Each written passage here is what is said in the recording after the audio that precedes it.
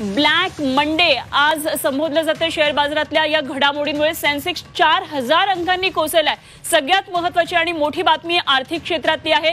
भारतीय शेअर बाजारामध्ये black Monday आज होतोय, कारण सेन्सेक्स 4000 अंकांनी थेट कोसळलेला आहे। गुंतवणूकदारांचं निश्चितच यामध्ये मोठं नुकसान झालेलं आहे।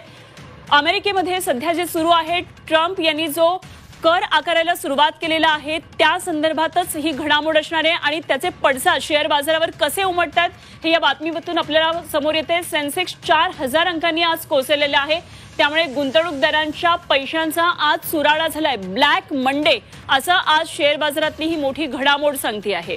या क्षणाची सगळ्यात महत्त्वाची आणि मोठी बातमी, ट्रम्प यांच्या टॅरिफ अस्त्रामुळे संपूर्ण जगामधल्या शेअर बाजारावर परिणाम होतोय। त्याचे पडसाद आज भारतीय शेअर बाजारात सुद्धा उमटलेले दिसतात।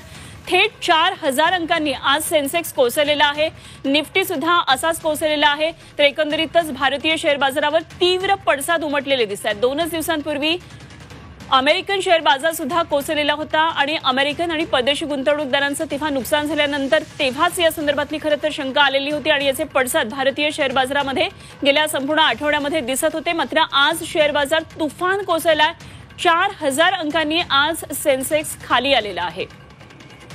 टॅरिफ बॉम्बचा हा शेअर बाजाराला मोठा फटका आहे। ब्लॅक मंडे आज शेअर बाजारामध्ये होतोय। सेन्सेक्स 4000 अंकांनी आज कोसळलेला आहे।